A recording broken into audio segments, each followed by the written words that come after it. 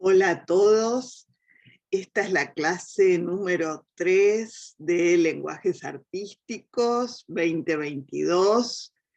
Estamos en la unidad 1, donde estamos trabajando el Estatuto de los Fenómenos Artísticos, y en la clase de hoy vamos a trabajar el pasaje de la pregunta ¿qué es el arte? ¿A cuándo hay arte? Voy a compartir pantalla.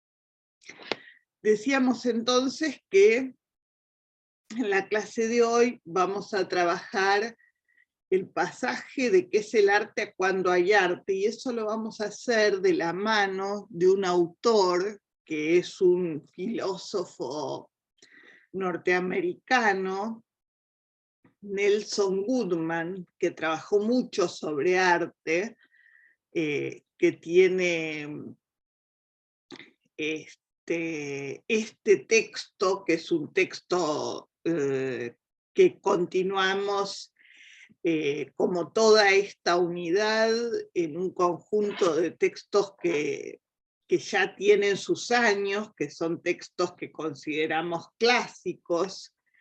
Y este texto se encuentra en un libro que se llama Maneras de hacer mundos, de 1978. Es importante el título del libro porque hay que entender que en este texto Goodman sostiene una posición constructivista. ¿Constructivista qué quiere decir? Quiere decir que piensa que el mundo en el que vive el hombre como especie, es un mundo construido, ¿sí? Es decir, es un mundo que efectivamente no es el que la naturaleza legó, sino que es un mundo construido por la cultura. Pero que está construido por la cultura hasta el punto, y esto tiene mucho que ver con un planteo que fue muy fuerte en las ciencias humanas y sociales durante ese periodo del siglo XX, que se decía,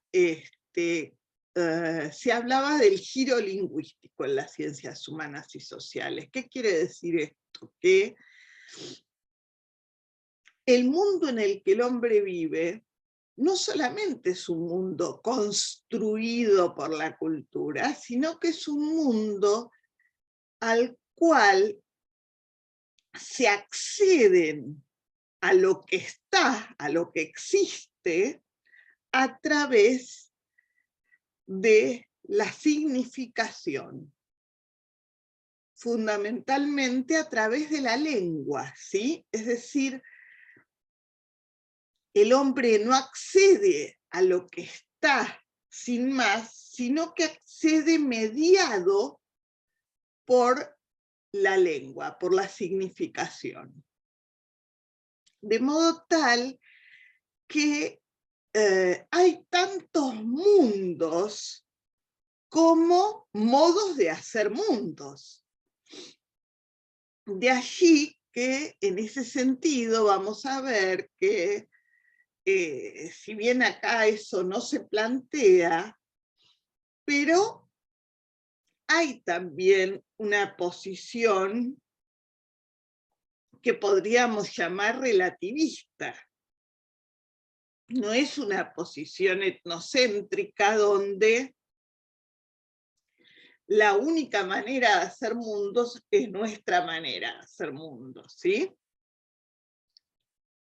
Ahora vamos a ver entonces, y en ese sentido vamos a continuar en la línea que habíamos dejado de Jacobson. ¿Se acuerdan que habíamos visto, vamos a volver acá, a esta imagen de esa obra de Kandinsky, de esa pintura abstracta, y habíamos planteado con Jacobson la función poética, ¿no? Esa función que hace que el mensaje se vuelva sobre sí mismo, que se haga opaco, que no permita llegar al contenido de modo directo. Pero también habíamos visto que la función poética reconocía a Jacobson que no se encontraba solamente en el arte. Ahora, cuando Goodman se plantea acerca justamente de las obras de arte, también parte como de una noción que está en la vida social, que es la idea de que en el arte hay símbolos, e incluso parte de un caso de una chica estudiante de licenciatura que le dice a su profesor que ha escrito un cuento, pero que le falta agregar los símbolos. ¿Qué sería agregar los símbolos, no? Una cosa que ya de por sí suena bastante absurda. En principio, lo que quiere decir es que los símbolos aparecerían como algo externo a las obras. Vamos a acercarnos ya a qué hace referencia con simbolizar Goodman, ¿no? Pero habría símbolos, por ejemplo, en un caso como este, el famoso tríptico del Bosco, el Jardín de las Delicias, ¿no?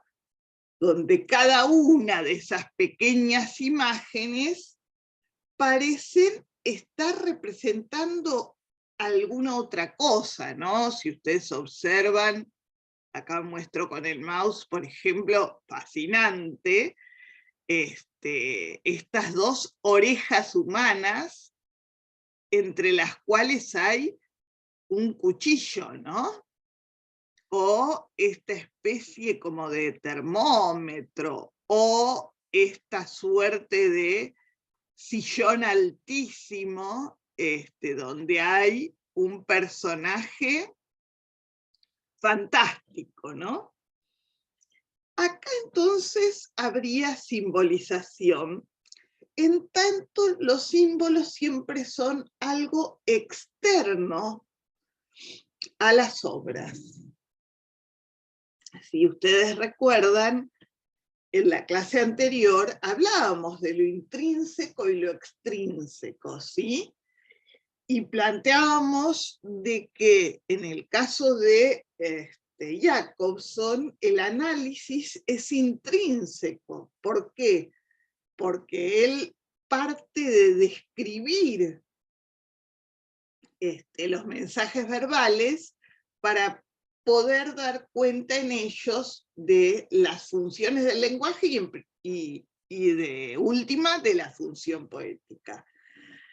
Ahora, es intrínseco también porque en el caso de Jacobson, la función poética es la que vuelve al mensaje sobre sí mismo, es decir, la que hace que en lugar de ir a aquello de lo que habla el mensaje, que siempre nos remite a una afuera, más bien refiere a cómo dice lo que dice el mensaje, que se refiere a un adentro de la obra misma, podríamos decir. En esa línea, la simbolización según Goodman, y pensando más bien como en el sentido común de la simbolización, se referiría a algo externo a la obra. Entonces la pregunta es, una obra como la de Kandinsky que veíamos, eso que se suele llamar arte abstracto, y que en Estados Unidos, especialmente a partir de la década del 40 del siglo XX, cuando en Estados Unidos se empieza a dar un movimiento de pintura abstracta muy importante que va a ser apoyado por el crítico de arte más importante de ese momento, Clement Greenberg. En ese momento se empieza a hablar del arte puro. ¿Qué sería el arte puro? Bueno, según Greenberg sería, y esto yo lo planteaba la semana pasada, ese arte que se va desprendiendo de todos aquellos elementos que no son esenciales para su lenguaje. Según él entonces, por ejemplo, lo esencial en la pintura es lo planimétrico. Por lo tanto, en una obra como esta, donde hay una construcción ilusionista de las tres dimensiones del volumen, eso no es esencial a la obra. Por lo tanto, digamos, esa suerte de realismo mimético de la pintura occidental en los últimos siglos, a partir del Renacimiento, no era en absoluto algo esencial a lo pictórico para Greenberg. Entonces, ¿cuál es el problema? El arte puro prescinde de símbolos, en tanto no hace referencia a nada externo a él mismo. Y ahí es donde Goodman plantea que en realidad no hay una única forma de simbolizar, que hay una forma de simbolizar que sería representar, hacer presente lo ausente, es decir, ahí sí hay un traer a la obra algo externo a ella, ¿sí? La representación, como veníamos planteando desde Lévi-Strauss, tiene que ver justamente con la búsqueda de imitar la realidad exterior a la obra tal como la observa la vista en el caso de las obras de las artes visuales, ¿no? Por supuesto que la noción de representación y en su, digamos, en su variante más fuerte, que es la de la mímesis, es una noción fundamental en el arte occidental desde los griegos. Ya Aristóteles planteaba que la tragedia griega representaba miméticamente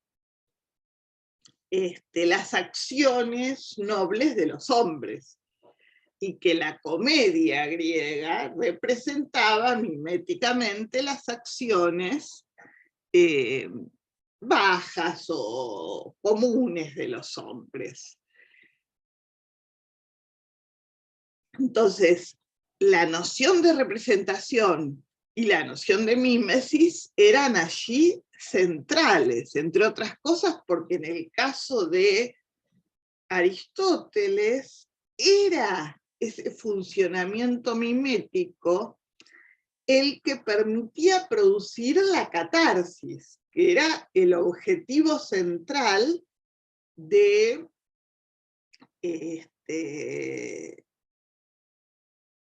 entre comillas, lo que nosotros consideraríamos arte para esa sociedad. La catarsis era que, viendo representadas ciertas acciones, eso no tuviera que suceder en la vida real, ¿sí? Que funcionara como descarga, justamente. Entonces, el concepto de representación es un concepto muy importante en el arte occidental. Sin embargo, hay otras formas de simbolización. Ya en el siglo XX, y esto se va a ir constituyendo desde el romanticismo, desde principios del siglo XIX, empieza a aparecer otra manera de simbolizar, que es la expresión. La expresión es un concepto muy fuerte para cierta concepción del arte, que entiende que el arte es justamente un sacar afuera algo que está internamente en la subjetividad del individuo, ¿no? Y entonces que todo arte es expresar algo interno. Pero es más, no solamente habría representación y expresión, sino que habría ejemplificación. Y esto es bien importante, porque es la ejemplificación la que permitiría decir que en el arte puro también hay símbolos. ¿Por qué en el arte puro también hay símbolos? Porque ejemplificar sería mostrar alguna característica de la obra misma, es decir, este concepto de que en la obra no hay referencia a otra cosa, sino que hay autorreferencia. ¿Sí? En el caso, por ejemplo, de la música instrumental ejemplifica los propios sonidos y las relaciones y los juegos entre ellos. En el caso de la pintura abstracta, la pintura ejemplifica sus formas, sus colores, sus relaciones en el espacio. El ejemplificar, entonces, es una tercera forma de simbolizar. De modo tal que también en el arte puro, donde no hay representación, sin embargo, hay simbolización a través del ejemplificar, de la ejemplificación. Cuando Goldman llega a este punto, está en una sorprendente paridad con los planteos de Jacobson, ¿sí? ¿Por qué? Porque esa noción de Jacobson de función poética implicaba que el mensaje se vuelve sobre sí mismo. La ejemplificación tiene que ver con eso, tiene que ver con que aquello de lo que da cuenta la obra, entre comillas, son sus propios elementos, ¿sí? Sus propias características. ¿Mm? Sin embargo, va a reconocer Goodman, se va a hacer la misma pregunta, digamos, o una pregunta equivalente a la de Jacobson. ¿Es condición suficiente la ejemplificación para que algo sea arte? Y a partir de esa pregunta, él empieza a recoger una serie de lo que él llama síntomas de la obra de arte. Para que exista arte no alcanza con un solo síntoma. Tienen que estar presentes más de uno. Él va a hablar de 5 síntomas, dentro de los cuales está la ejemplificación como uno de los posibles. Un síntoma es la densidad sintáctica, que es equivalente a la densidad semántica. Y a su vez, estas dos son equivalentes a la plenitud relativa y a la referencia múltiple y compleja. Ya lo vamos a ver, porque en el caso de la densidad sintáctica tiene que ver con los aspectos formales, y en el caso de la densidad semántica tiene que ver con los aspectos del contenido, ¿sí? De los temas que trata la obra. ¿Qué sería densidad sintáctica? Densidad sintáctica tiene que ver con el hecho de que no hay elementos formales en una obra de arte que no sean importantes. En ese sentido, uno podría decir, y este es un concepto fuerte con el que vamos a trabajar, una obra de arte no se puede resumir, porque todo es importante.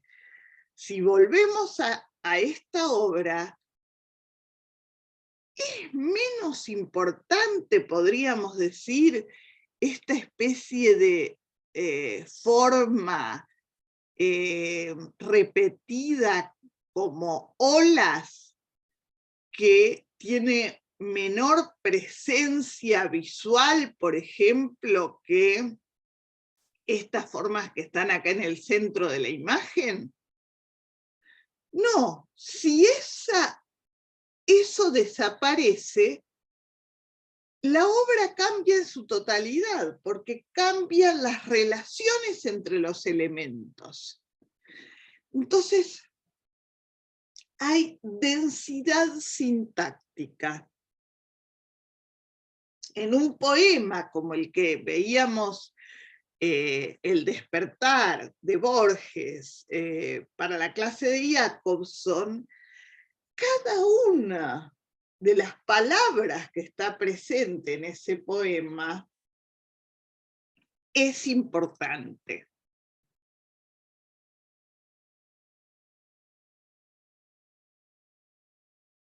Ahora bien, la pregunta que nos podríamos hacer es, ¿está bien si, como dice otro autor que ya vamos a trabajar, Surió, cada pincelada, pensando en el caso de la pintura, ¿no? Es importante, es igual de importante que todas las que se hicieron hasta ese momento? La cuestión sería preguntarnos, bueno, todo lo que dice una obra es igual de importante.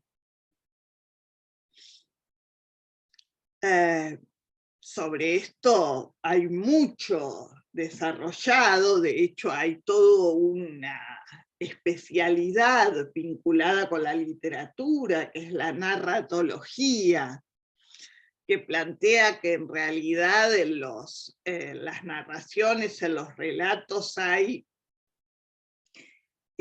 aspectos nucleares y aspectos que en realidad sostienen esos núcleos, que son los que cambian fuertemente el desarrollo de las acciones, ¿no? Ahora bien, voy a dar un ejemplo de una serie española que yo veía en el Amanecer Democrático. Seguramente para ustedes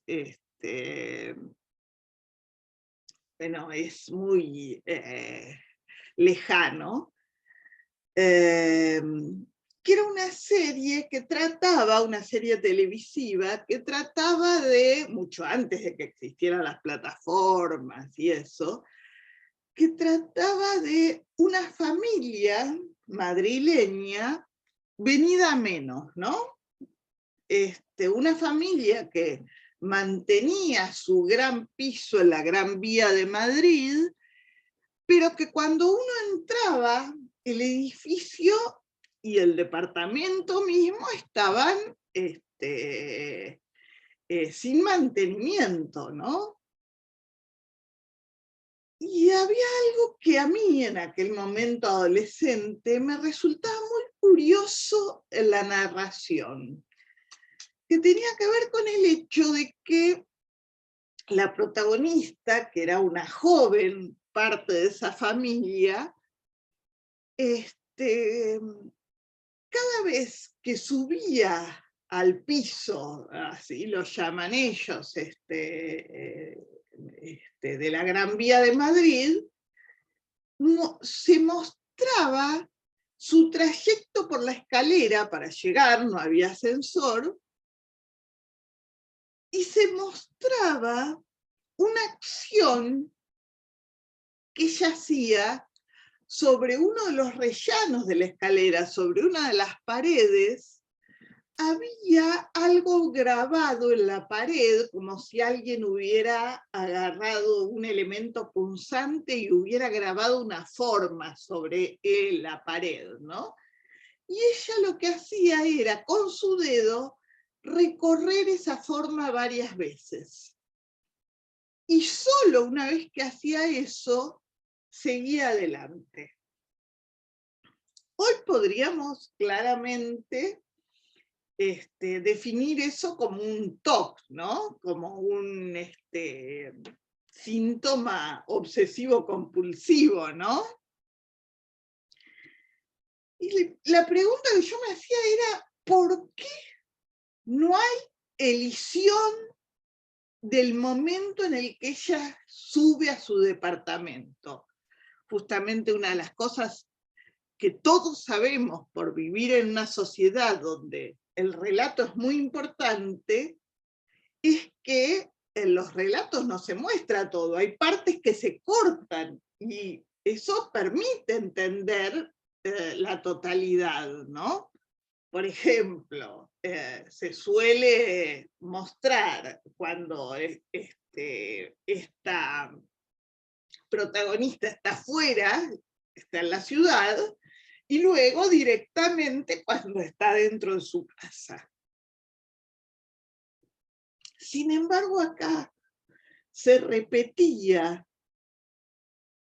el subir la escalera para llegar a su departamento, pero en el subir la escalera tocar esa incisión en la pared.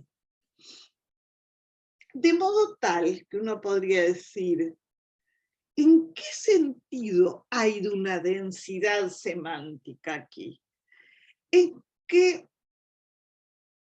esas escenas que nos mostraban el subir la escalera de la protagonista nos estaban mostrando un rasgo importante de su personalidad, ¿sí? Uno podría decir, en términos psicoanalíticos, que se quedó en aquel momento en el que no puede soltar, ¿no? Hay algo ahí que le hace volver a la misma situación.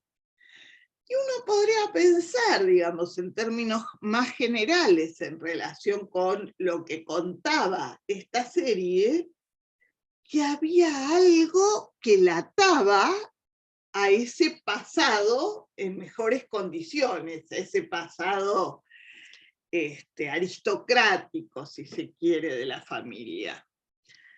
Entonces, la densidad sintáctica tiene que ver con esto que decíamos antes de que todo es importante a nivel formal. y la densidad semántica tiene que ver con que los distintos elementos de la obra hacen sentido de modo diferente, ¿sí? Esto es, las obras de arte son densas.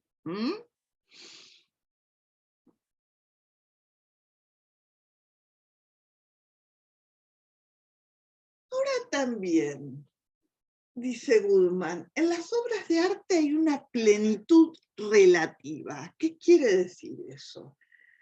Quiere decir que las obras de arte construyen un mundo por sí mismas.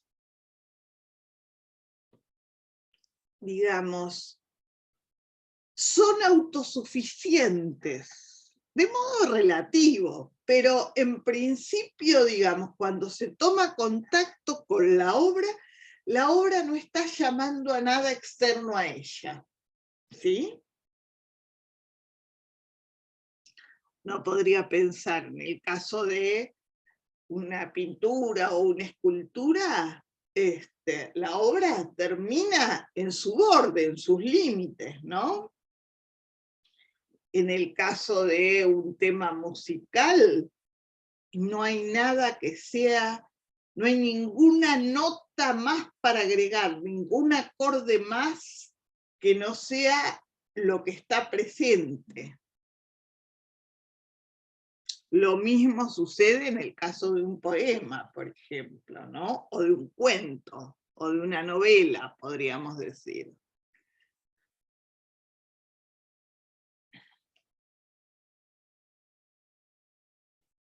Y desde el punto de vista semántico, sin embargo, no solamente es densa semánticamente la obra, sino que además hay una referencia múltiple y compleja. ¿Qué quiere decir esto? Quiere decir que hay como distintas capas de lectura y hay también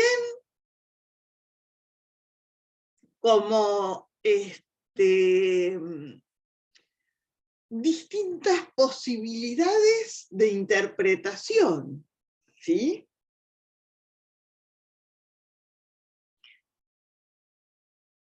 Esa referencia que no es literal, podríamos decir, donde justamente, si lo relacionamos con Jacobson, no hay una exigencia de que esté presente una función referencial que traiga transparencia a la obra, sino que esa referencia es una referencia múltiple y compleja, que permite diversas lecturas, y todas ellas igual de significantes. El último síntoma sería el síntoma de la ejemplificación del que hablamos antes. Sin embargo, ¿son condición suficiente los 5 síntomas? Él dice, uno de estos síntomas me fue referido por un colega cuando leyó mi propuesta. Eso quiere decir que en esta lista quizás podría haber algún síntoma más. Entonces, otra vez estamos, ¿es condición suficiente encontrar la mayor parte de estos síntomas en una obra para considerarla arte? Y ahí es donde va a reconocer Goodman y va a ser como el salto cualitativo. En realidad, el problema está en seguir buscando respuestas en los límites de la obra, en seguir buscando respuestas intrínsecas. ¿Se acuerdan que yo había hablado al principio de la clase anterior que había como dos tipos de definiciones en el siglo XX sobre las obras de arte? Definiciones intrínsecas al modo de la función poética de Jacobson o al modo de los planteos que hace Goodman hasta este momento. Cuando hay arte, definiciones extrínsecas al modo de la definición de la teoría institucional del arte, ¿no? De George Dickey, esa teoría que dice que no hay nada en la obra en sí que permita que sea considerado una obra de arte, sino que hay una decisión externa dada por las propias instituciones del arte para que algo sea arte. Lo que dice Goodman es, una piedra es lo mismo en una calle que en un museo.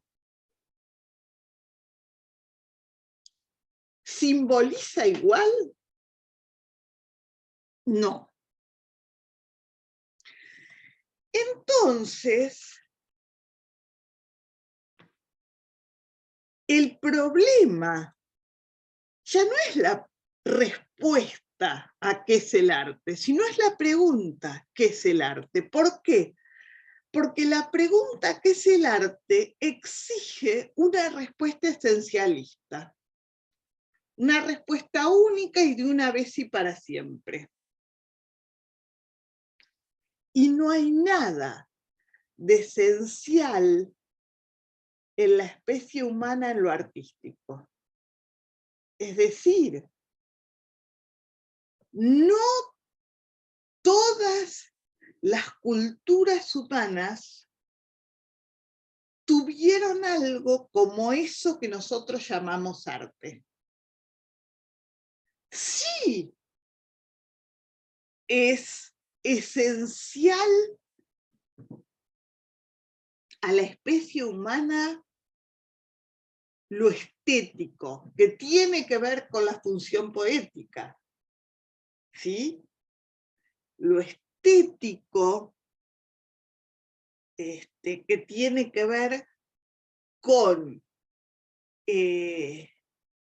una relación que el hombre tiene con los fenómenos externos a él, que es una relación cognitiva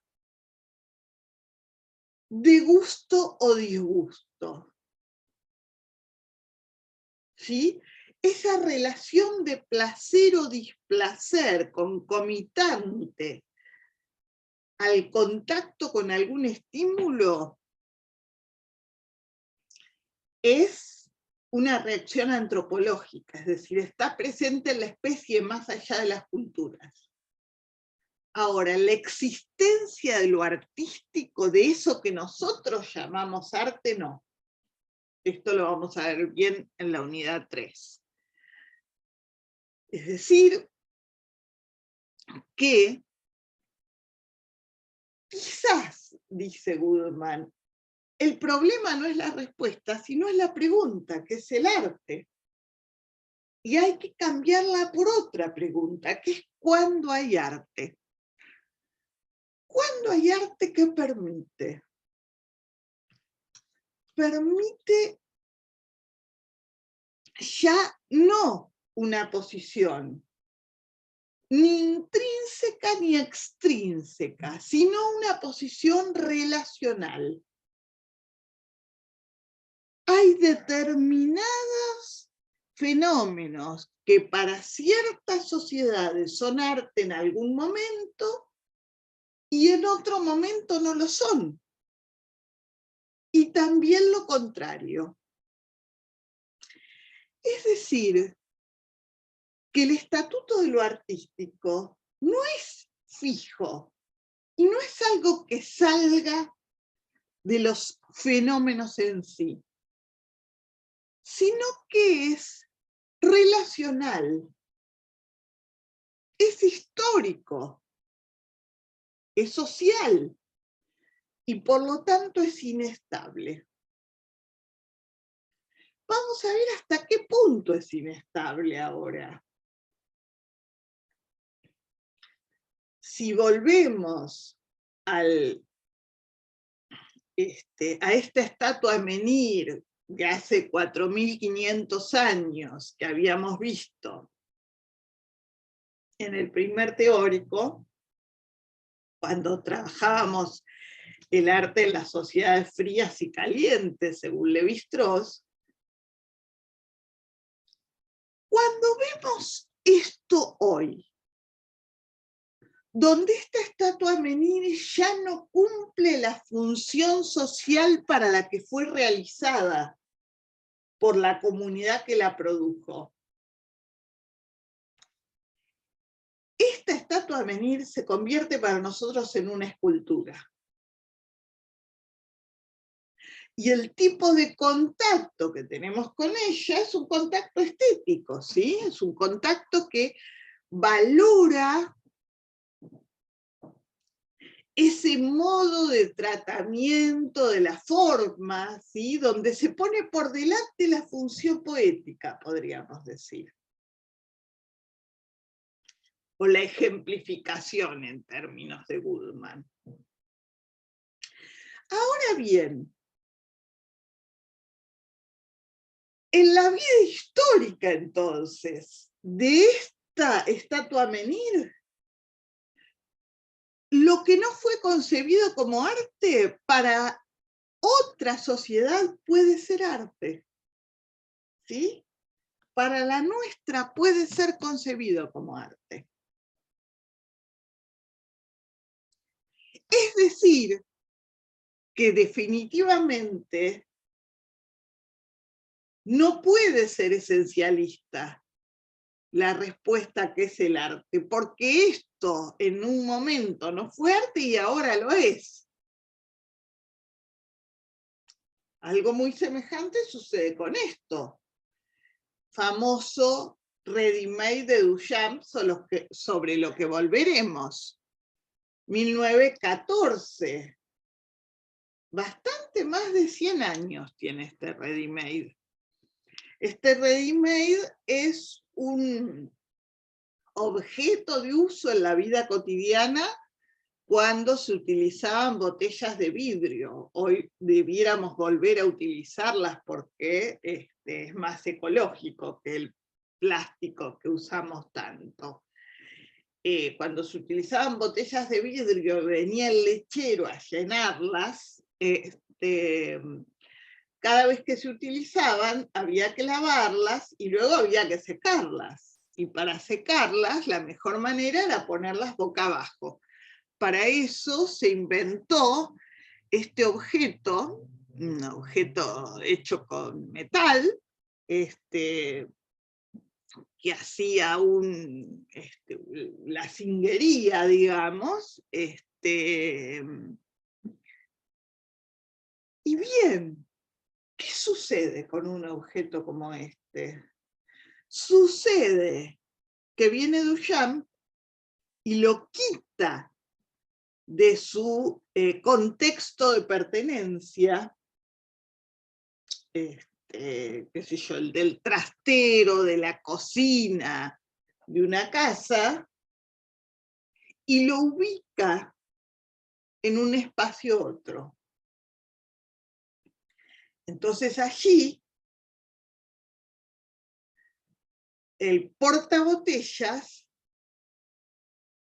que es un elemento de uso en la vida cotidiana, se convierte en arte. No es se convierte mágicamente. Es por un complejo proceso de operaciones sociales, ¿sí? Que hacen que algo que no había nacido como artístico pase a ser artístico. Fíjense que es muy semejante la operación. Ahora, para cerrar esta clase, la pregunta que nos debiéramos hacer es otra. La pregunta que nos podríamos hacer es, ¿podría suceder también lo contrario? Que algo que haya sido arte deje de serlo. ¿Podríamos concebir, como en esta fotografía, que una importantísima pintura de Rembrandt, y esto es un ejemplo que utiliza el propio Goodman, ¿no? Sea utilizada en una casa para tapar una ventana a la que se le ha roto el vidrio y por lo tanto mantener la temperatura de la habitación, ¿no? Y en ese pasaje de ser una pintura cuya función no es más que la contemplación, a ser un objeto de uso para mantener la temperatura de la habitación, ¿puede haber un pasaje de un arte a un no arte? Más bien lo podríamos decir más claramente en el caso que mostraba también la primera clase de la banana de Mauricio Catelán, o incluso de cuando pegó a la pared a su galerista, ¿no? ¿Por qué? Porque definitivamente uno podría llegar a considerar, bueno, esa banana es arte mientras está ahí, no se descompone, quedó pegada a la pared de una galería o de un museo en una situación de una exposición de arte, ¿no? Ahora, o el galerista mismo, ese ratito en el que pudo quedar pegado a la pared. Eso fue necesariamente un ratito. Y luego lo despegaron. Entonces, esa inestabilidad llega a tal punto que no solamente es en términos históricos, que un portabotellas no era arte hasta que un provocador propone que lo sea, y luego esa acción de poner algo de la vida cotidiana y proponerlo como arte se recupera y se mantiene, ¿no? En el futuro. Sino también una inestabilidad mucho más a corto plazo, una inestabilidad en la cual haya algo que por un momento, en determinada situación, en una determinada situación relacional, hace que cierto grupo social lea cierto fenómeno como artístico. Y no necesariamente en todo momento y en toda situación. Eso es algo entonces sobre lo que volveremos en las próximas clases. Nos estamos viendo